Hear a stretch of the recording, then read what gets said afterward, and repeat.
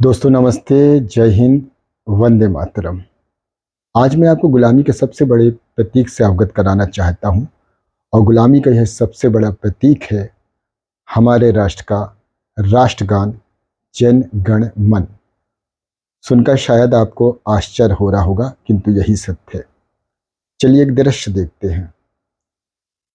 हमारे राष्ट्र के राष्ट्रीय अध्यक्ष महोदय यानी भारत के प्रथम नागरिक से लेकर अंतिम नागरिक यानी हम और आप, कुल 140 करोड़ की जनता सावधान की मुद्रा में खड़ी है और यह कह रही है, जन गण मन के उस अधिनायक की जय है जो भारत का भाग्य विधाता है, जिनका नाम सुनते ही पंजाब, सिंधु, गुजरात, मराठा, द्राविड़, उत्कल, बंग और विंध्य, हिमालय, यमुना और गंगा पर बसे लोगों के हृदय एवं मनों में जागृतकारी तरंगे भर उठती है, जिसका पवित्र नाम सुनते ही हम जाग उठते हैं, जिसका पवित्र आशीर्वाद पाने की हम अभिलाषा रखते हैं, जिसकी जय गाथाओं का हम गान करते हैं। जन गण के उस मंगलदायक की जय है, जय है, जय है, जय है, जय जय जय है। क्या कभी आपने यह जानने की चेष्टा की है कि यह महामानव कौन है, जिसका जन गण पर ही नहीं हमारे मन पर भी शासन है और जो भारत का भाग्य विधाता है, जिसका नाम सुनते ही उक्त उल्लेखित राज्यों एवं नदियां पर बसे लोगों के मन में जागृतकारी तरंगे भर उठती हैं, जिसका पवित्र आशीर्वाद हम पाना चाहते हैं, जिसका गाथाओं का हम गान कर रहे हैं, जिसकी हम रोज जय जयकार कर रहे हैं और विशेष अवसरों पर अवश्य कर रहे हैं। तो यह महामानव कौन है? कौन है यह? निश्चित रूप से यह राष्ट्रगान नहीं हो सकता।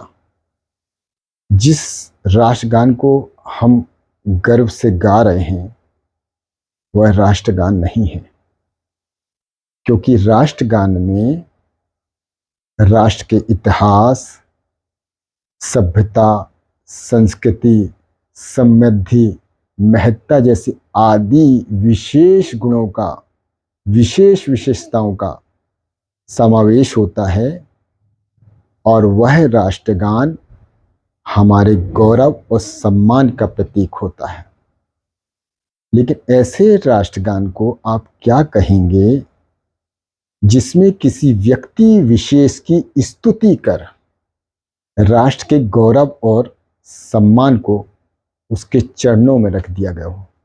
कोई भी 140 करोड़ की जनता या विश्व का कोई एक इंसान मुझे ये बता दे कि उसमें इस राष्ट्रगान में राष्ट्र की एक भी शब्द, एक भी आराधना, एक भी वंदना इस राष्ट्रगान जनगण में मन में है।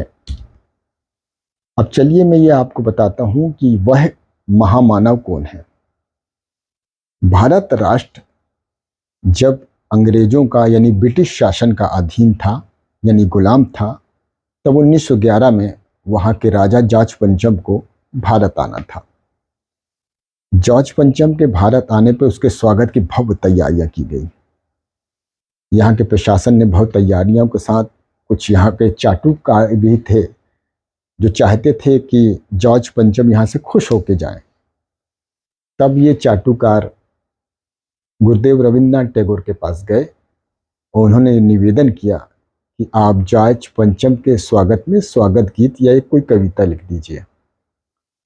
तो गुरुदेव रविन्द्रनाथ टैगोर के परिवार के अनेक सदस्य, चूंकि अंग्रेज शासन में विभिन्न पदों पे थे, तो गुरुदेव रविन्द्रनाथ टैगोर ने कोई अनिच्छा व्यक्त नहीं की और उनके लिए एक 5 पदों की रचना भारतो भाग विधाता के नाम से लिखी। जब जॉर्ज पंचम भारत आए,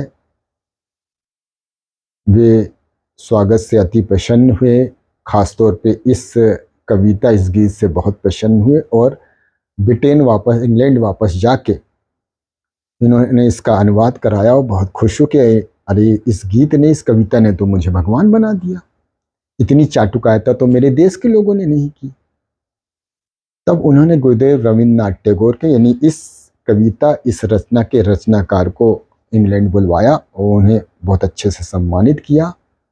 और अब जो अगली शब्द मैं बोलने जा रहा हूँ उसका कोई प्रामाणिक पुष्टि मैं नहीं करता हूँ, पुष्ट जानकारी नहीं दे सकता हूँ, लेकिन चूंकि गुरुदेव रविन्द्रनाथ टैगोर की इस भांतो भाग विधाता कविता लिखने के कारण बहुत निंदा हो चुकी थी,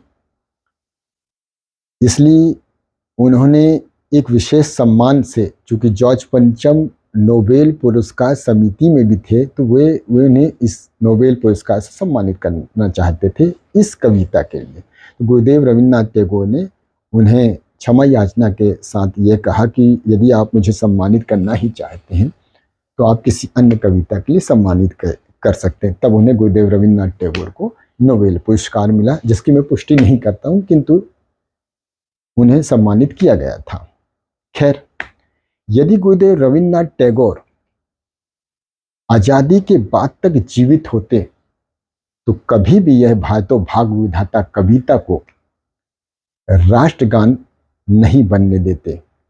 भांतो भाग विधाता कविता 5 पदों की है, जिसका एक पद लेके राष्ट्रगान बनाया गया है। तो मैं निवेदन करना चाहता हूं इस राष्ट्र की जनता को, कृपया इस राष्ट्रगान को समझें। इस राष्ट्रगान को बल्ला क्यों नहीं जा सकता, जब कई राष्ट्रों के राष्ट्रगान कुछ त्रुटि या कमी के कारण बदले गए हैं या संशोधित किए गए हैं, तो हमारे राष्ट्रगान जो सबसे बड़ा गुलामी का प्रतीक है, जिसमें राष्ट्र का कोई गान नहीं है, यानी राष्ट्र का कोई भी गुणगान नहीं किया गया, कोई भी एक शब्द कोई मुझे ये बता दे कि इसमें राष्ट्र के सम्मान और गौरव का कोई भी शब्द है या राष्ट्र की कोई भी विशेषता इसमें बताई गई है, तो मैं उससे क्षमा मांग के, पैर छू के माफी मांग लूंगा। और यदि मेरे इन शब्दों का कोई समर्थन करता है तो एक विशेष बात और सुन लीजिए। राष्ट्रीय गौरव अपमान निवारण अधिनियम 1971 की धारा 3 यह कहती है कि जो कोई भी राष्ट्रगान को रोकेगा अथवा बाधित करेगा वह 3 वर्ष के कारावास अथवा जुर्माना अथवा दोनों से दंडित होगा। तो इसलिए मेरा निवेदन है कि जब तक जन गण मन के साथ संविधान के अनुसार राष्ट्रगान जुड़ा हुआ है, तब तक आप कोई भी ऐसा कदम न उठाएं जिससे ऐसा लगे कि आप राष्ट्रगान का अपमान कर रहे हैं। आप भावात्मक रूप से भले ही न जुड़ें, किंतु ऐसा कोई कदम न उठाएं जिससे प्रतीत हो कि आप राष्ट्रगान का अपमान कर रहे हैं। किंतु मेरा निवेदन है कि सरकार से जिससे हो सकता है, वे पत्रों के माध्यम से या किसी अन्य माध्यम से जो भी हो, कृपया सरकार से निवेदन करें इस राष्ट्रगान को परिवर्तित करने का वो कोई कदम उठाएं। और इसके साथ ही मैं सुझाव देना चाहता हूं कि क्यों ना वंदे मातरम को राष्ट्रगान के रूप में सम्मानित किया जाए, क्योंकि वंदे मातरम में ही वे सारे सम्मान सूचक शब्द हैं जो एक राष्ट्रगान को राष्ट्रगान होने के लिए जरूरी हैं। तो सभी से ये निवेदन है कि मेरी बात पे चिंतन करें, विचार करें। जय हिंद, वंदे मातरम।